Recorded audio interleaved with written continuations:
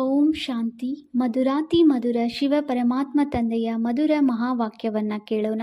ಇಂದಿನ ಮುರುಳಿಯ ದಿನಾಂಕವಾಗಿದೆ 16/6/2025. ಪ್ರಾತಃ ಮುರುಳಿ ಬಾಪ್ತಾದ ಮಧುಬನ್. ಮಧುರ ಮಕ್ಕಳೇ, ನಮಗೆ ಯಾವುದೇ ದೇಹದಾರಿಯೂ ಓದಿಸುತ್ತಿಲ್ಲ. ಅಶರೀರಿ ತಂದೆಯೇ ಶರೀರದಲ್ಲಿ ಪ್ರವೇಶ ಮಾಡಿ ವಿಶೇಷವಾಗಿ ನಮಗೆ ಓದಿಸಲು ಬಂದಿದ್ದಾರೆ ಎಂಬ ಖುಷಿಯಲ್ಲಿ ಸದಾ ಇರಿ. ಇಂದಿನ ಪ್ರಶ್ನೆಯಾಗಿದೆ, ನೀವು ಮಕ್ಕಳಿಗೆ ಜ್ಞಾನದ ಮೂರನೆಯ ನೇತ್ರವು ಸಿಕ್ಕಿದೆ ಏಕೆ? ಉತ್ತರ: ನಮಗೆ ನಮ್ಮ ಶಾಂತಿಧಾಮ ಮತ್ತು ಸುಖಧಾಮವನ್ನು ನೋಡುವುದಕ್ಕಾಗಿ ಜ್ಞಾನದ ಮೂರನೆಯ ನೇತ್ರವು ಸಿಕ್ಕಿದೆ. ಈ ಸ್ಥೂಲ ಕಣ್ಣುಗಳಿಂದ ಹಳೆಯ ಪ್ರಪಂಚ, ಮಿತ್ರ, ಸಂಬಂಧಿ ಮೊದಲಾದವರು ಕಾಣಿಸುತ್ತಾರೆಯೋ ಅವರೆಲ್ಲರಿಂದ ಬುದ್ಧಿಯನ್ನು ತೆಗೆಯಬೇಕಾಗಿದೆ. ತಂದೆಯು ನಮ್ಮನ್ನು ಕೆಸರಿನಿಂದ ಹೊರತೆಗೆದು ದೇವತೆಗಳನ್ನಾಗಿ ಮಾಡಲು ಬಂದಿದ್ದಾರೆ ಅಂದ ಮೇಲೆ ಇಂತಹ ತಂದೆಗೆ ಬಹಳ ಗೌರವವನ್ನಿಡಬೇಕಾಗಿದೆ. ಓಂ ಶಾಂತಿ.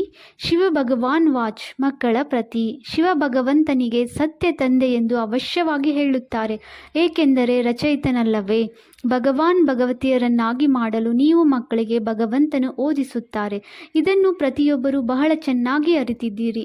ತಮ್ಮ ಶಿಕ್ಷಕರನ್ನು, ವಿದ್ಯೆಯನ್ನು ಮತ್ತು ಅದರ ಫಲಿತಾಂಶವನ್ನು ತಿಳಿಯದೇ ಇರುವಂತಹ ವಿದ್ಯಾರ್ಥಿಗಳು ಯಾರೂ ಇರುವುದಿಲ್ಲ.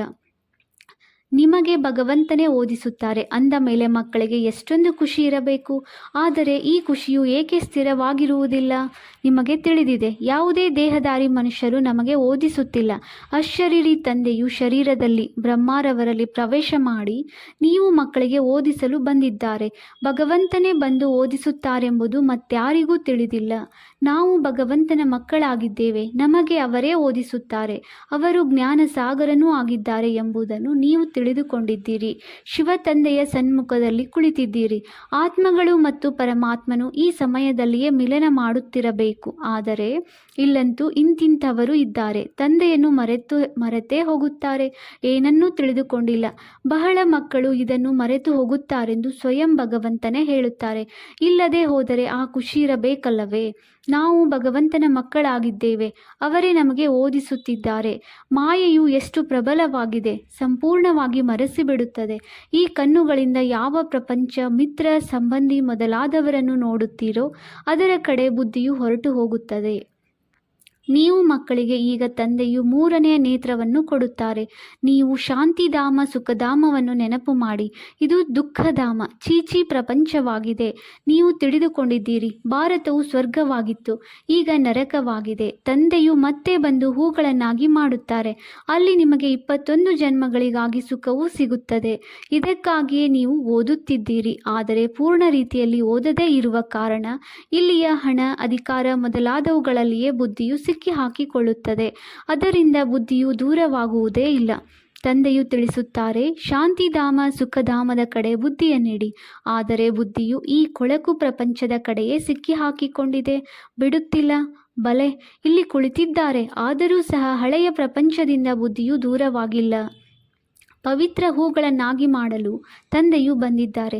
ಬಾಬಾ ನಮ್ಮನ್ನು ಪವಿತ್ರರನ್ನಾಗಿ ಮಾಡಿ ಪವಿತ್ರ ಪ್ರಪಂಚದಲ್ಲಿ ಕರೆದುಕೊಂಡು ಹೋಗುತ್ತಾರೆಂದು ನೀವು ಮುಖ್ಯವಾಗಿ ಪವಿತ್ರತೆಗಾಗಿಯೇ ಹೇಳುತ್ತೀರಿ.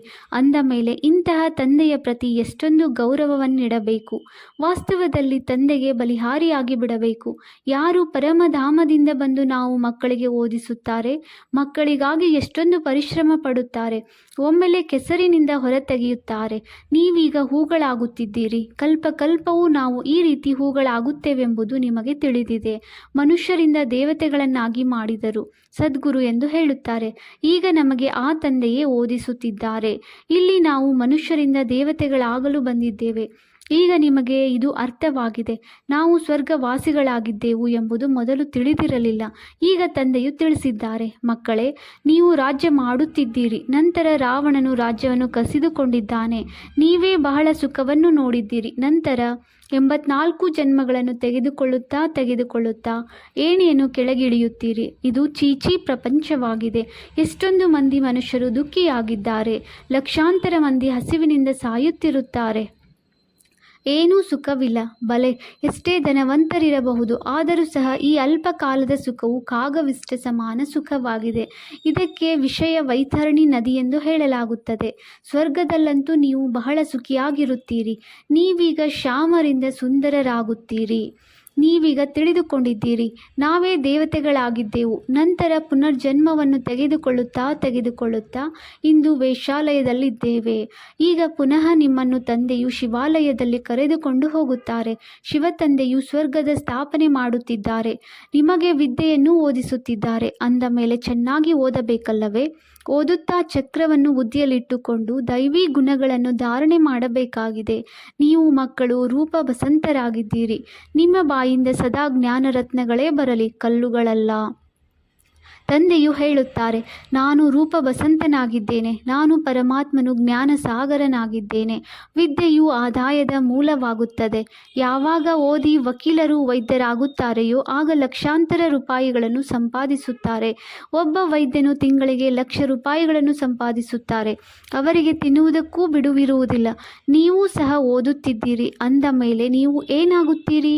ವಿಶ್ವದ ಮಾಲೀಕರು. ಅಂದ ಮೇಲೆ ಈ ವಿದ್ಯೆಯ ನಶೆ ಇರಬೇಕಲ್ಲವೇ? ನೀವು ಮಕ್ಕಳಿಗೆ ಮಾತನಾಡುವುದರಲ್ಲಿ ಎಷ್ಟೊಂದು ಘನತೆ ಇರಬೇಕು. ನೀವು ದೊಡ್ಡ ವ್ಯಕ್ತಿಗಳಾಗಿದ್ದೀರಲ್ಲವೇ? ರಾಜರ ಚಲನೆಯು ನೋಡಿ ಹೇಗಿರುತ್ತದೆ. ತಂದೆಯಂತೂ ಅನುಭವಿಯಾಗಿದ್ದಾರಲ್ಲವೇ? ರಾಜರಿಗೆ ಕಾಣಿಕೆಯನ್ನು ಕೊಡುತ್ತಾರೆಂದರೆ ಅವರೆಂದೂ ಕೈಯಲ್ಲಿ ತೆಗೆದುಕೊಳ್ಳುವುದಿಲ್ಲ. ಒಂದು ವೇಳೆ ತೆಗೆದುಕೊಳ್ಳುವಂತಿದ್ದರೆ ಕಾರ್ಯದರ್ಶಿಗೆ ಹೋಗಿ ಕೊಡಿ ಎಂದು ಸನ್ನೆ ಮಾಡುತ್ತಾರೆ. ಬಹಳ ಘನತೆಯಿಂದಿರುತ್ತಾರೆ. ಇವರಿಂದ ತೆಗೆದುಕೊಳ್ಳುತ್ತೇವೆಂದರೆ ಮತ್ತೆ ಇವರಿಗೆ ಹಿಂದಿರುಗಿಸಲು ಬೇಕಾಗುವುದು ಎಂದು ಬುದ್ಧಿಯಲ್ಲಿ ಸಂಕಲ್ಪವು ಬರುತ್ತದೆ. ಇಲ್ಲದಿದ್ದರೆ ಕೆಲವೊಮ್ಮೆ ತೆಗೆದುಕೊಳ್ಳುವುದೇ ಇಲ್ಲ. ಕೆಲವು ರಾಜರು ಪ್ರಜೆಗಳಿಂದ ಏನನ್ನೂ ತೆಗೆದುಕೊಳ್ಳುವುದಿಲ್ಲ. ಕೆಲವರಂತೂ ಬಹಳ ಲೂಟಿ ಮಾಡುತ್ತಾರೆ. ರಾಜರಲ್ಲಿಯೂ ಅಂತರವಿದೆ. ನೀವೀಗ ಸತ್ಯಯುಗಿ ಡಬಲ್ ಕಿರೀಟಧಾರಿ ರಾಜರಾಗುತ್ತೀರಿ. ಡಬಲ್ ಕಿರೀಟಕ್ಕಾಗಿ ಪವಿತ್ರತೆಯೂ ಬೇಕು. ಈ ವಿಕಾರಿ ಪ್ರಪಂಚವನ್ನು ಬಿಡಬೇಕಾಗಿದೆ. ನೀವು ಮಕ್ಕಳು ವಿಕಾರಗಳನ್ನು ಬಿಡುತ್ತೀರಿ. ವಿಕಾರಗಳನ್ನು ಯಾರು ಬಂದು ತಿಳಿದುಕೊಳ್ಳಲು ಸಾಧ್ಯವಿಲ್ಲ. ಒಂದು ವೇಳೆ ತಿಳಿಸದೆಯೇ ಬಂದು ಕುಳಿತುಕೊಳ್ಳುತ್ತಾರೆಂದರೆ ಅವರು ತಮ್ಮದೇ ನಷ್ಟವನ್ನುಂಟು ಮಾಡಿಕೊಳ್ಳುತ್ತಾರೆ. ಯಾರಿಗೇನು ತಿಳಿಯುತ್ತದೆ ಎಂದು ಚಾಲಾಕಿತನ ಮಾಡುತ್ತಾರೆ. ತಂದೆಯು ಬಲೆ ನೋಡದಿರಲಿ, ಆದರೆ ತಾವೇ ಪಾಪಾತ್ಮರಾಗುತ್ತಾರಲ್ಲವೇ? ನೀವು ಪಾಪಾತ್ಮರಾಗಿದ್ದೀರಿ. ಈಗ ಪುರುಷಾರ್ಥದಿಂದ ಪುಣ್ಯಾತ್ಮರಾಗಬೇಕಾಗಿದೆ. ನೀವು ಮಕ್ಕಳಿಗೆ ಎಷ್ಟೊಂದು ಜ್ಞಾನವೂ ಸಿಕ್ಕಿದೆ. ಈ ಜ್ಞಾನದಿಂದ ನೀವು ವಿಷ್ಣುಪುರಿಯ ಮಾಲೀಕರಾಗುತ್ತೀರಿ. ತಂದೆಯು ಎಷ್ಟೊಂದು ಶೃಂಗಾರ ಮಾಡುತ್ತಾರೆ. ಸರ್ವಶ್ರೇಷ್ಠ ಭಗವಂತನು ಓದಿಸುತ್ತಾರೆಂದರೆ ಎಷ್ಟೊಂದು ಖುಷಿಯಿಂದ ಓದಬೇಕು. ಇಂತಹ ವಿದ್ಯೆಯನ್ನಂತೂ ಸೌಭಾಗ್ಯಶಾಲಿಗಳೇ ಓದುತ್ತಾರೆ ಮತ್ತು ಸರ್ಟಿಫಿಕೇಟನ್ನು ತೆಗೆದುಕೊಳ್ಳಬೇಕಾಗಿದೆ. ತಂದೆಯು ಹೇಳುತ್ತಾರೆ, ನೀವಿಲ್ಲಿ ಓದುತ್ತೀರಿ, ಬುದ್ಧಿಯು ಅಲೆಯುತ್ತಿರುತ್ತದೆ. ಅಂದ ಮೇಲೆ ಏನಾಗುತ್ತೀರಿ? ಲೌಕಿಕ ತಂದೆಯೂ ಸಹ ಈ ಸನ್ನಿವೇಶದಲ್ಲಿ ನೀವು ಅನುತ್ತೀರ್ಣರಾಗಿ ಬಿಡುತ್ತೀರೆಂದು ಹೇಳುತ್ತಾರಲ್ಲವೇ? ಕೆಲವರಂತೂ ಓದಿ ಲಕ್ಷಾಂತರ ರೂಪಾಯಿಯನ್ನು ಸಂಪಾದಿಸುತ್ತಾರೆ. ಇನ್ನು ಕೆಲವರನ್ನು ನೋಡಿದರೆ ಕಷ್ಟಪಡುತ್ತಿರುತ್ತಾರೆ. ನೀವಂತೂ ಮಾತಾಪಿತರನ್ನು ಅನುಸರಿಸಬೇಕಾಗಿದೆ. ಮತ್ತು ಯಾವ ಸಹೋದರರು ಚೆನ್ನಾಗಿ ಓದುವರು ಮತ್ತು ಓದಿಸುವವರು, ಅವರು ಇದೇ ಕರ್ತವ್ಯವನ್ನು ಮಾಡುತ್ತಾರೆ. ಪ್ರದರ್ಶಿನಿಯಲ್ಲಿ ಅನೇಕರಿಗೆ ಓದಿಸುತ್ತೀರಲ್ಲವೇ? ಮುಂದೆ ಹೋದಂತೆ ದುಃಖವು ಎಷ್ಟು ಹೆಚ್ಚಾಗುವುದೋ ಅಷ್ಟು ಮನುಷ್ಯರಿಗೆ ವೈರಾಗ್ಯವೂ ಬಂದು ಬಿಡುತ್ತದೆ. ಆಗ ಓದಲು ತೊಡಗುತ್ತಾರೆ. ದುಃಖದಲ್ಲಿ ಭಗವಂತನನ್ನು ಬಹಳ ನೆನಪು ಮಾಡುತ್ತಾರೆ. ದುಃಖದಲ್ಲಿ ಸಾಯುವ ಸಮಯದಲ್ಲಿ ಹೇ ರಾಮ, ಅಯ್ಯೋ ಭಗವಂತ ಎನ್ನುತ್ತಿರುತ್ತಾರಲ್ಲವೇ? ನೀವಂತೂ ಏನೂ ಮಾಡಬೇಕಾಗಿಲ್ಲ. ಏಕೆಂದರೆ ನೀವು ಖುಷಿಯಿಂದ ತಯಾರಿ ಮಾಡಿಕೊಳ್ಳುತ್ತೀರಿ. ಈ ಹಳೆಯ ಶರೀರವು ಬಿಟ್ಟು ಹೋದರೆ ನಾವು ನಮ್ಮ ಮನೆಗೆ ಹೋಗಿಬಿಡುತ್ತೇವೆ. ಅಲ್ಲಿ ಸುಂದರವಾದ ಶರೀರವು ಸಿಗುತ್ತದೆ. ಪುರುಷಾರ್ಥ ಮಾಡಿ ಓದಿಸುವವರಿಗಿಂತಲೂ ಮುಂದೆ ಹೋಗಬೇಕು. ಕೆಲವರು ಓದಿಸುವವರಿಗಿಂತಲೂ ಓದುವವರ ಸ್ಥಿತಿಯೂ ಚೆನ್ನಾಗಿರುತ್ತದೆ. ತಂದೆಯಂತೂ ಪ್ರತಿಯೊಂದು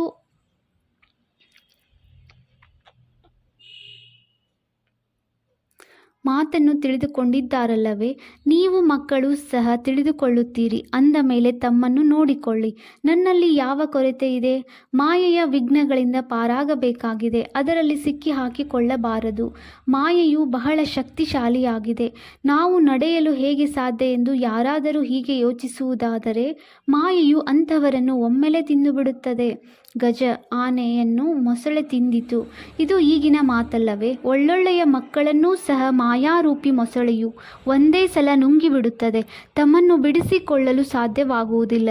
ನಾನು ಮಾಯೆಯ ಪೆಟ್ಟಿನಿಂದ ಬಿಡುಗಡೆಯಾಗಬೇಕೆಂದು ತಾವು ಯೋಚಿಸುತ್ತೀರಿ. ಆದರೆ ಮಾಯೆಯು ಬಿಡುಗಡೆಯಾಗಲು ಬಿಡುವುದಿಲ್ಲ.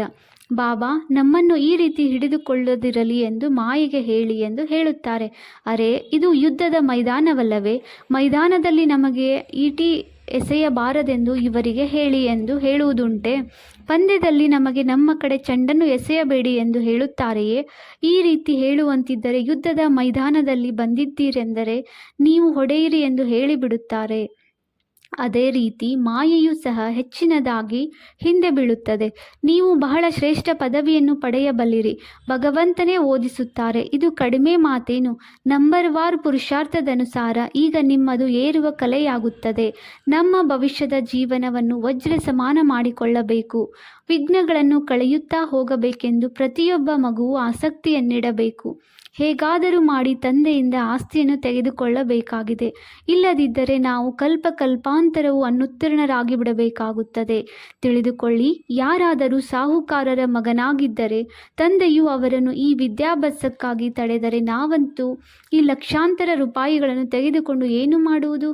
ನಮಗೆ ಬೇಹದ್ದಿನ ತಂದೆಯಿಂದ ವಿಶ್ವದ ರಾಜ್ಯ ಭಾಗ್ಯವನ್ನು ತೆಗೆದುಕೊಳ್ಳಬೇಕಷ್ಟೇ ಎಂದು ಹೇಳುತ್ತಾರಲ್ಲವೇ? ಈ ಲಕ್ಷಾಂತರ ಕೋಟ್ಯಾಂತರ ರೂಪಾಯಿಗಳೆಲ್ಲವೂ ಭಸ್ಮೀಭೂತವಾಗುವುದಿದೆ. ಕೆಲವರದು ಮಣ್ಣು ಪಾಲಾಗುವುದು, ಇನ್ನು ಕೆಲವರದು ಬೆಂಕಿಯಲ್ಲಿ ಸೇರುವುದು.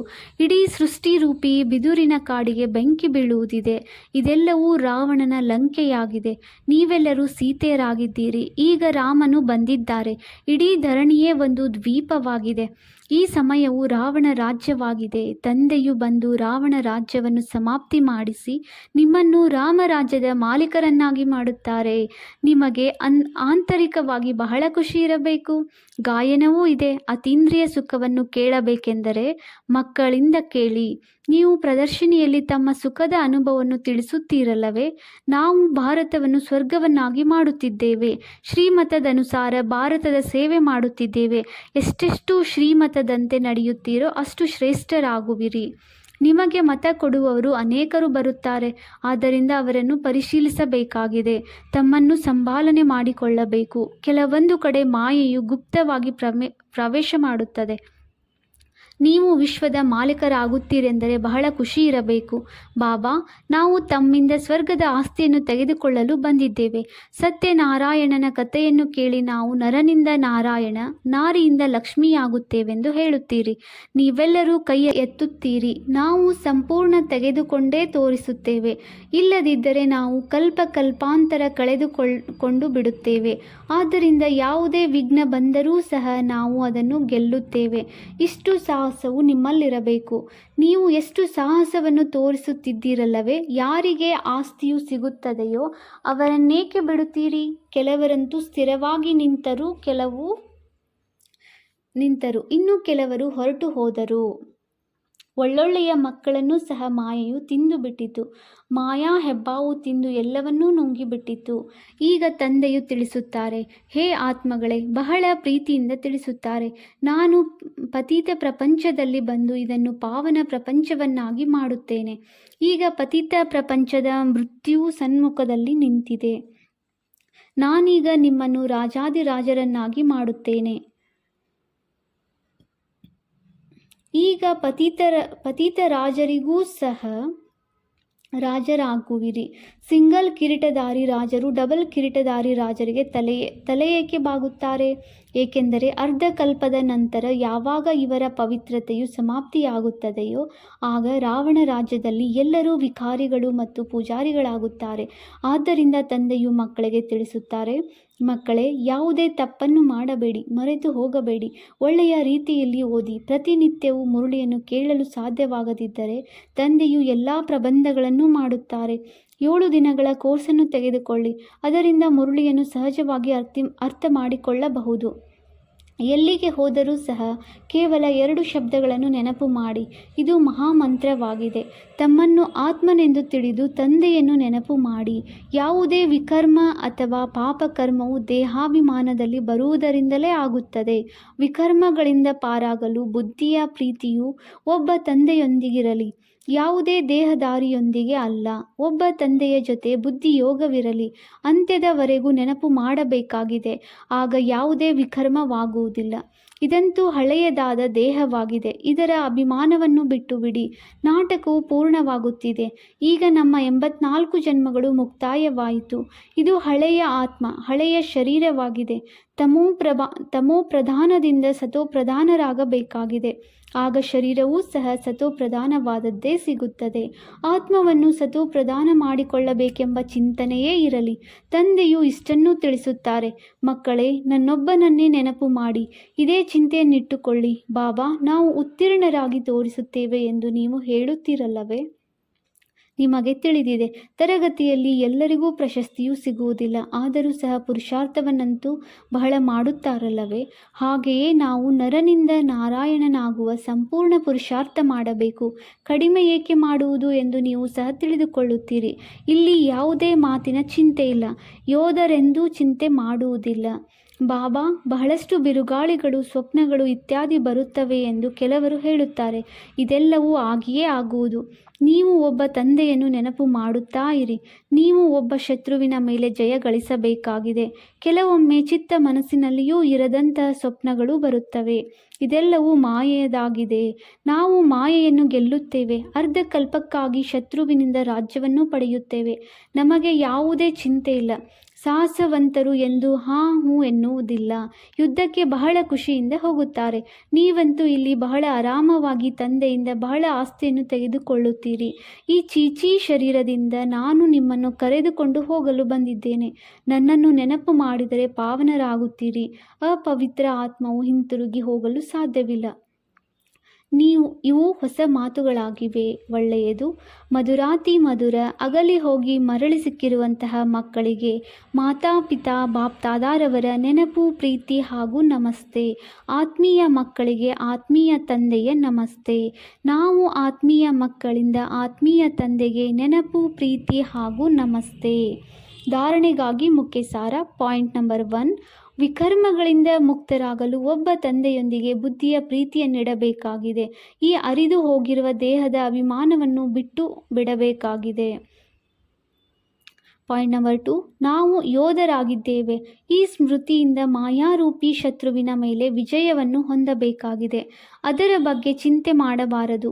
ಮಾಯೆಯು ಗುಪ್ತ ರೂಪದಲ್ಲಿ ಪ್ರವೇಶ ಮಾಡುತ್ತದೆ. ಆದ್ದರಿಂದ ಅದನ್ನು ಪರಿಶೀಲಿಸಬೇಕು ಮತ್ತು ತಮ್ಮನ್ನು ರಕ್ಷಣೆ ಮಾಡಿಕೊಳ್ಳಬೇಕಾಗಿದೆ. ವರದಾನ: ಮನಸ, ವಾಚ ಮತ್ತು ಕರ್ಮಣದ ಪವಿತ್ರತೆಯಲ್ಲಿ ಸಂಪೂರ್ಣ ಮಾರ್ಕ್ಸ್ ಪಡೆಯುವಂಥವರು ನಂಬರ್ 1 ಆಜ್ಞಾಕಾರಿ ಭವ. ಮನಸ್ಸ ಪವಿತ್ರತೆ ಅರ್ಥಾತ್ ಸಂಕಲ್ಪದಲ್ಲಿಯೂ ಸಹ ಅಪವಿತ್ರತೆಯ ಸಂಸ್ಕಾರ ಇಮರ್ಜ್ ಆಗಬಾರದು. ಸದಾ ಆತ್ಮಿಕ ಸ್ವರೂಪ ಅರ್ಥಾತ್ ಸಹೋದರ ಬಾಯಿಯ ಶ್ರೇಷ್ಠ ಸ್ಮೃತಿ ಇರಬೇಕು. ವಾಚಾದಲ್ಲಿ ಸದಾ ಸತ್ಯತೆ ಮತ್ತು ಮಧುರತೆ ಇರಬೇಕು. ಕರ್ಮಣಾದಲ್ಲಿ ಸದಾ ನಮ್ರತೆ, ಸಂತುಷ್ಟತೆ ಮತ್ತು ಹರ್ಷಿತ ಮುಖತೆ ಇರಬೇಕು. ಇದರ ಆಧಾರದ ಮೇಲೆ ನಂಬರ್ ದೊರಕುವುದು ಮತ್ತು ಈ ರೀತಿಯ ಸಂಪೂರ್ಣ ಪವಿತ್ರ ಆಜ್ಞಾಕಾರಿ ಮಕ್ಕಳ ಗುಣಗಾನವನ್ನು ತಂದೆಯೂ ಸಹ ಮಾಡುತ್ತಾರೆ. ಅಂತಹವರೇ ತಮ್ಮ ಪ್ರತಿಯೊಂದು ಕರ್ಮದಿಂದ ತಂದೆಯ ಕರ್ತವ್ಯವನ್ನು ಸಿದ್ಧ ಮಾಡುವಂತಹ ಸಮೀಪ ರತ್ನ ಆಗಿದ್ದಾರೆ. ಸ್ಲೋಗನ್: